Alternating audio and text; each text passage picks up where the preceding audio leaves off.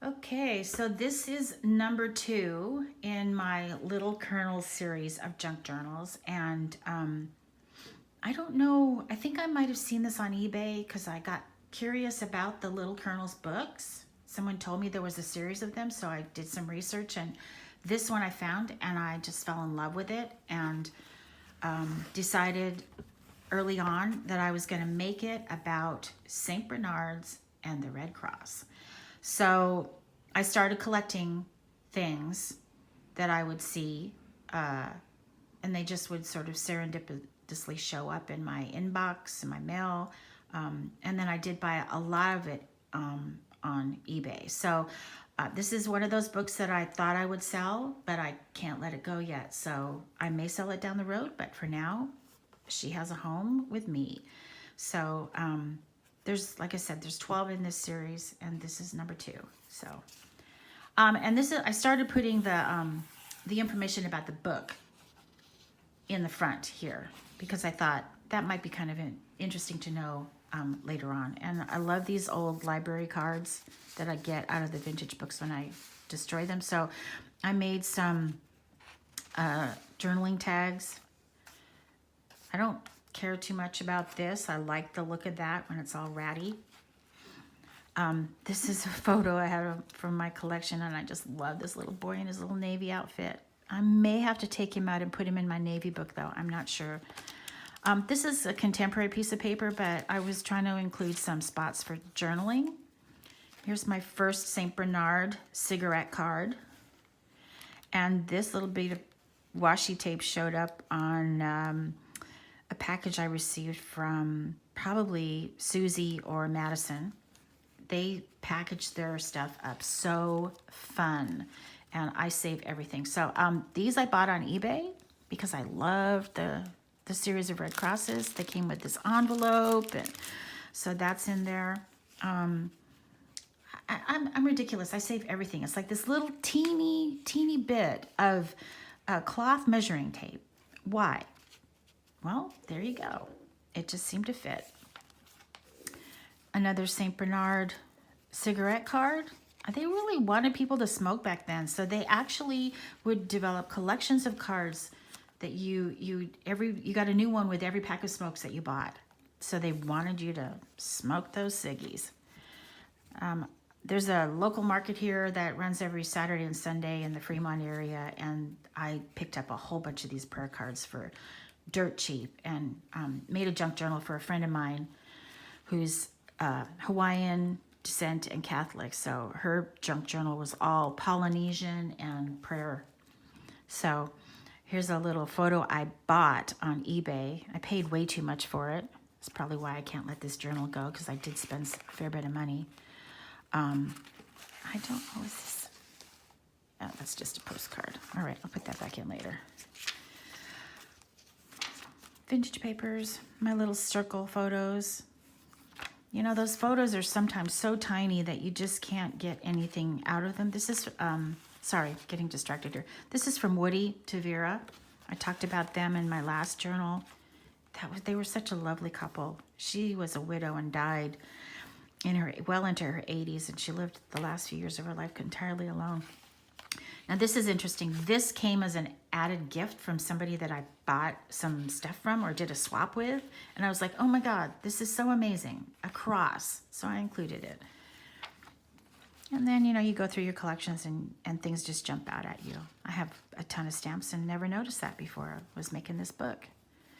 And birds. I took the illustrations from the book and cut them apart and include them. There's the St. Bernard there.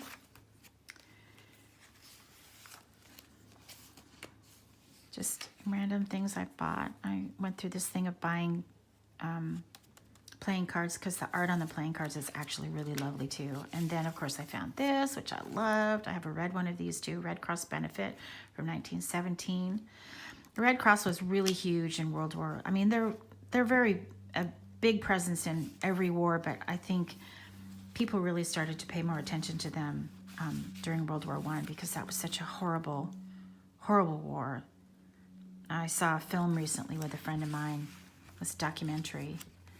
he won tickets to see it, and it was a digitally remastered 3-dimensional movie of old films that were taken during World War I, and it was just so disturbing to think that all these men that were smiling to the camera died, because millions of men died in that conflict.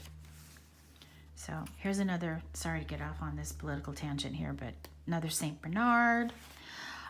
I got a calendar years ago that had this really beautiful letterpress artwork on it. So of course I saved it, not knowing what I'm going to do with it. And I just kind of took the dates off of it.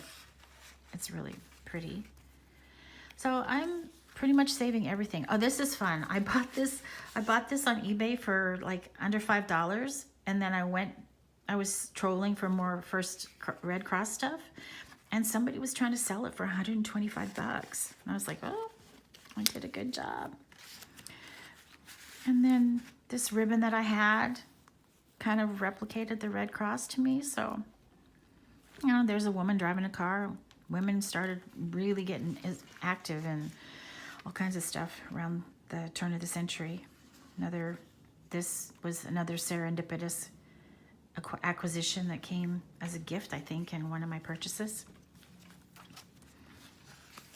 I haven't done anything with this yet. Illustrations, little fold. You know, you take your piece of paper, instead of cutting it to size, you just fold it and make a little tuck spot there. Glue things together. Here's another one of those little handmade tags I made. I bought these Red Cross stamps. This is an example of Madison's packing when she ships you a package. She's with Mad Fox Studios. Great seller. She always decorates her packages so lovely. It's just fun. I had some baker's twine, so I kind of, you know, the whole red and white theme. So anyway, this is a photo I had in my collection of photos. She's got a little Red Cross on her kerchief there. Now this is contemporary paper, which I backed on watercolor paper and made a tag and just, you know, use some stamping dye to make it look aged.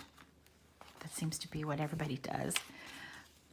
Another example of somebody's handwritten note, which I love. Sorry, I think I'm... And then a little St. Bernard thingy I bought. I put it in a glassine envelope because it's kind of fragile and I don't want it to get ruined.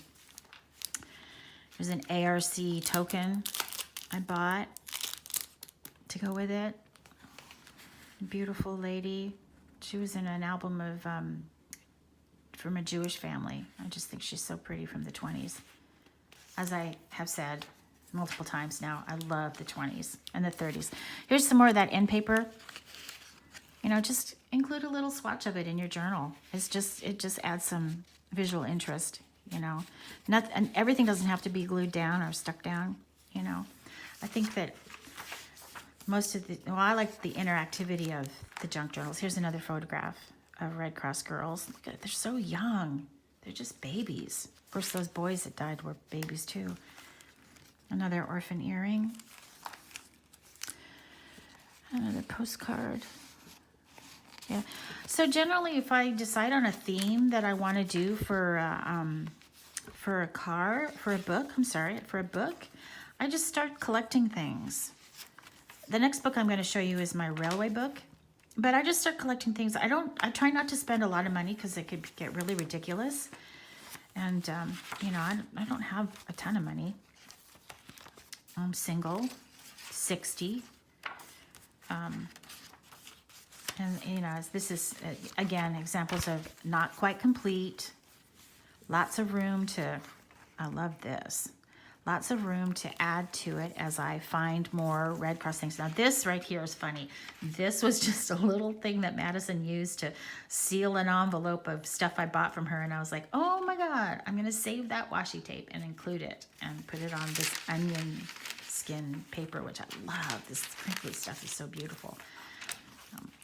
Little pocket out of an illustration. This is a contemporary tag, but I love the give comfort and joy because that's what the Red Cross does. They maybe not much joy, but they certainly do give a lot of comfort.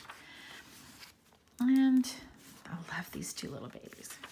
So I've totally lost my train of thought here. I'm sorry. Oh, that's right. So when I decide on a book, or an idea, then I look for the book cover. I have a ton of book covers. So if you want to do a custom piece, just message me and tell me what you like, and I will send you photographs of covers that I have.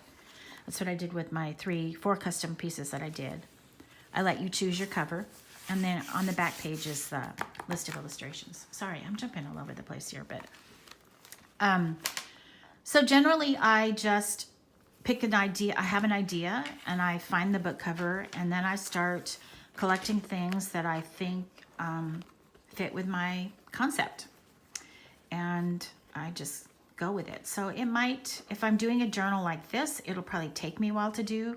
If I'm doing a custom piece, I generally take two weeks to do it. I don't like to have other people's money sitting in my bank account if I haven't given them their product. So there's that. When I said earlier, oh, here's another bead up here and the tags on the top. This is 2 signatures. I said I always do 2 signatures in each of my junk journals. So, and it just gives them a nice, like, fat look. I mean, look at that spine there. So pretty. Anyway, there's that one. So now I'm going to show you my railway one, which was a lot of fun, and I thought I was going to sell it, but I just can't let it go.